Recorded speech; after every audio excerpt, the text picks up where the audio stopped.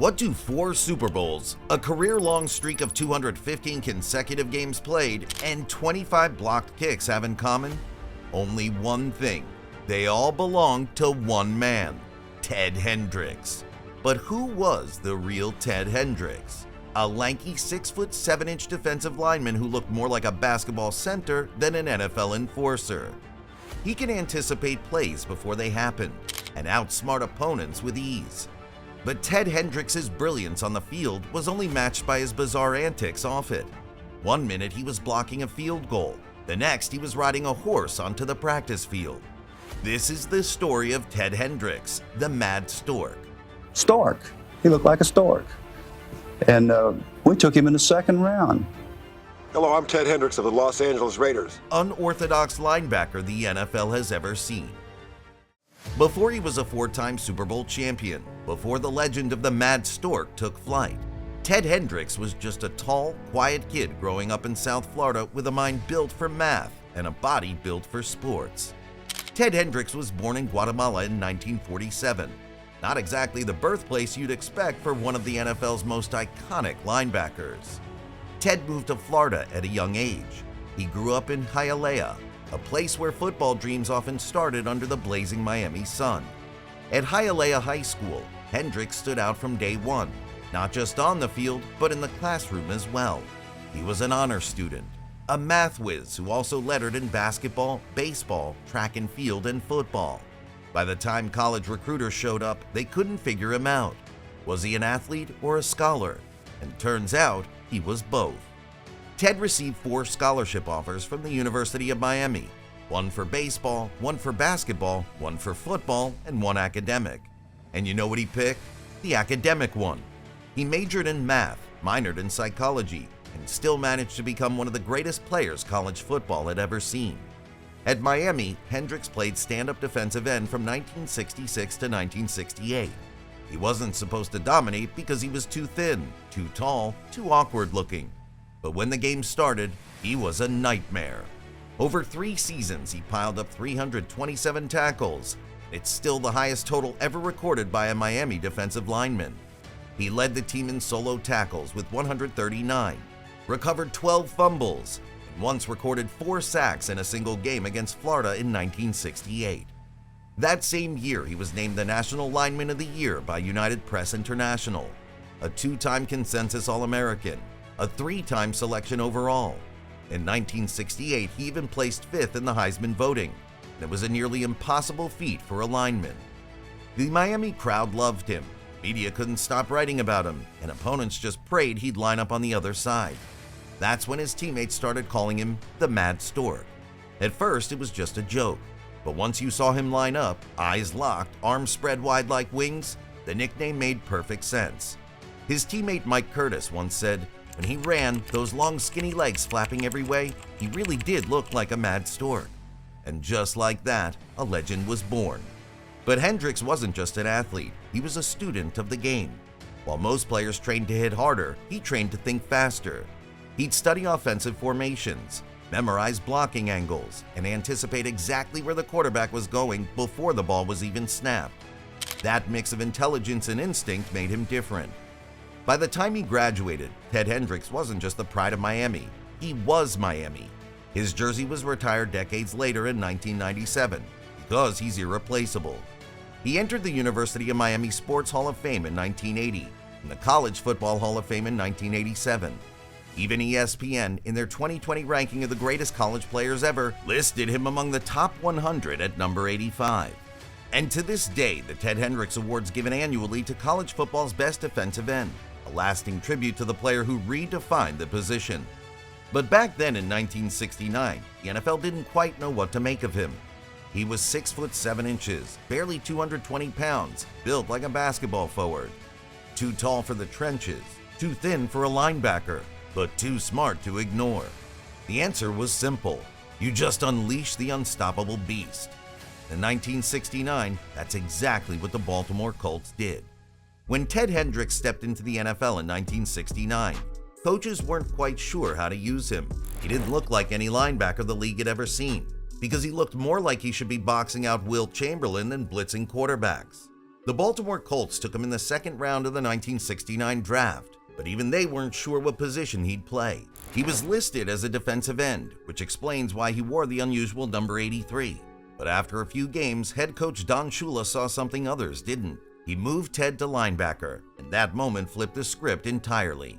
Hendricks entered the starting lineup midway through his rookie year, and then he never left. That was the start of 69 straight starts with the Colts, a streak that showed just how durable and consistent he was. Even as a rookie, he made an impact too big to overlook, the kind that demanded everyone's attention, and he delivered. 32 tackles, 2 sacks, and a blocked field goal, and a sense that this gangly, cerebral defender was about to turn the NFL upside down. By 1970, he wasn't just fitting in, he was dominating the ground. Playing strong side linebacker, Hendricks became a cornerstone of a defense that ranked among the league's best. He finished the season with 67 tackles, a sack and a half, an interception, and 2 blocked kicks.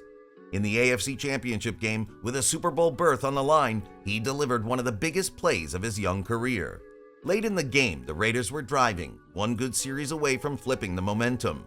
Then Hendricks burst through the line and took down quarterback Darryl LaMonica for a massive sack.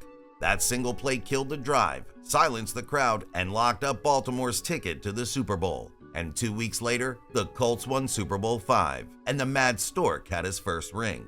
Over the next few seasons, Hendricks evolved into one of the most complete linebackers in the game. In 1971, he made 5 interceptions, 5 sacks, and returned a fumble for a touchdown, a rare combo of coverage skill and pass rush ability that few linebackers possessed at the time. That year, he earned his first All-Pro selection and helped Baltimore's defense finish number 1 against the run. He wasn't just defending plays, he was destroying them before they even developed. By 1972, his impact reached another level. 99 tackles, 6 sacks, 2 interceptions, 2 more blocked field goals. Every week he found new ways to wreck opponents, from the line of scrimmage to deep coverage. He'd swat passes, chase down running backs from behind, or leap into the air to block another kick with those endless arms. The Colts had their legends, but this guy, he was different. Over 5 seasons in Baltimore, Hendricks recorded 347 tackles, 18.5 sacks, 11 interceptions, and 5 fumble recoveries. Those numbers barely told the story because his impact could never be measured in stats alone. He changed how offenses game planned. He forced quarterbacks to throw higher, faster, and less confidently. He turned every special team snap into a potential disaster. But by 1974, the Colts were ready to move on. To them, he was brilliant, but unpredictable. And to Ted, that was a compliment. After years of flying under the radar, he found himself wearing green and gold, traded to the Green Bay Packers in 1974. Most players would take time to adjust, but Hendricks, he turned the field into his own laboratory. That season, he exploded. 5 interceptions, 7 blocked kicks, a safety, and 2 sacks. And just for fun, 75 tackles and a handful of passes swatted away like mosquitoes. He wasn't supposed to dominate that quickly. He was in his option year, playing with no future guaranteed. But every Sunday, he looked like a man possessed. Long arms stretching into passing lanes, legs pumping like pistons, eyes locked on chaos. That's when the past came alive again. The league had a new name for him, the Mad Stork. But even greatness can feel temporary, because just as fast as the Packers got him, was gone. The World Football League folded before it could take off. When the dust settled, one man was watching from a distance, Al Davis. Davis didn't see a linebacker, he saw a weapon. So he sent 2 first-round picks to Green Bay just to get Hendricks his rights. And when he finally brought him to Oakland, he unleashed him. The Mad Stork had found his true nest. And from that moment, Ted Hendricks told the world what defense looked like in silver and black. When Ted Hendricks landed in Oakland, everything changed. The silver and black didn't just fit him, it completed him. But at first it didn't look that way, because John Madden barely used him.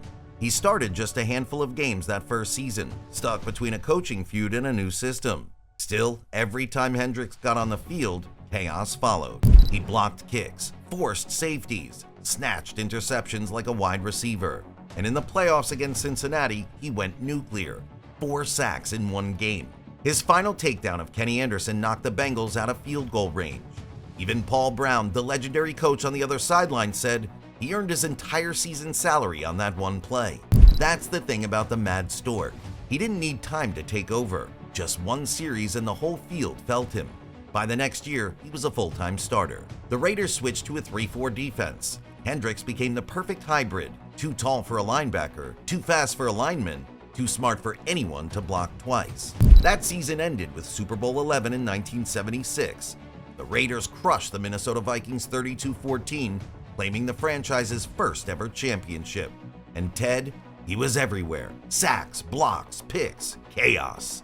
The Mad Stork had finally found a team as wild as he was. Over the next few seasons, he turned that defense into an art form. 6 sacks here, 3 interceptions there, 80 tackles, just because he could. He batted passes out of the air like a volleyball player and blocked kicks like it was personal. There were even whispers that Raiders coaches once voted to cut him, until Al Davis stepped in and said, no chance. And good thing he did, because right after that, Hendricks delivered a career-high 8.5 sacks, 3 interceptions, and 3 more blocked kicks. By 1980, he wasn't just back, he was dominant. He earned first-team All-Pro honors as the driving force behind a defense that led the Raiders to their second championship, 27-10 victory over the Eagles in Super Bowl XV. Just when you thought he was done, he kept coming. In 1982, Hendricks was 35, but still played like he was 25. Even in a strike-shortened season, he wrecked offenses. 28 tackles, 7 sacks, and 2 pass deflections in just 9 games. The Raiders stormed through the regular season with an 8-1 record, looking every bit like Super Bowl favorites. But in the playoffs, they were stunned by the New York Jets, despite Hendricks doing it all. A sack, 2 fumble recoveries, and chaos on every snap. Then came 1983, his final ride. He wasn't on the field every snap, but when he was, you felt it. He still blocked another kick, made key stops in the playoffs, and led that veteran defense with sheer presence. That year, the Raiders bulldozed through the postseason and crushed Washington 38-9 in Super Bowl XVIII. It was Hendricks' 4th championship overall, and his 3rd in silver and black. Not bad for a guy they once thought was too tall to play linebacker. From Miami to Baltimore, from Green Bay to Oakland, Ted Hendricks left his mark everywhere. But it was with the Raiders that his legend took flight. Because in silver and black, the Mad Stork wasn't just tall, he towered over football itself. The Stork was still flying high, even as time tried to clip his wings. When you look back at Ted Hendricks' career, it feels almost unreal. 8 Pro Bowls, 215 straight games, and never missed a start. He played in 7 AFC championships, 4 Super Bowls, and won them with 2 different franchises. 1 with the Colts, 3 with the Raiders. Each ring wasn't about flash. It was proof of discipline, grit, and endurance. He was football's Iron Man in a bird's frame. He was named first-team All-Pro with the Colts in 1971, the Packers in 1974, and the Raiders in 1980 and 1982. But most players his age were long gone. By the time he retired in 1983, he'd stacked over 60 sacks, 26 picks, 16 fumble recoveries, and 4 safeties, still tied for the most ever. Off the field, he kept giving back. As vice president of the Hall of Fame Players Association, he fought for ex-players. Through the Ted Hendricks Foundation, he backed health, education, and youth programs. And in 2002, his name became an award, given every year to college football's top defensive end. He entered the Hall of Fame in 1990, his 2nd year of eligibility. The Mad Stork had finally found his perch in Canton. Since then, he's been ranked among the 100 greatest players ever. He earned a spot on both the 70s and 80s All-Decade teams. And back home in Hialeah, a stadium now carries his name, Ted Hendricks Stadium. Even his birthplace, Guatemala, honored him with the Order of the Quetzal. This is the nation's highest civilian award. Because Ted Hendricks wasn't just a linebacker, he was a force of nature, a man who turned chaos into control. And even now, every time you see a linebacker block a kick, drop in coverage, or chase a play 30 yards downfield, you're seeing a glimpse of the Mad Stork. Some legends don't retire, they just keep soaring.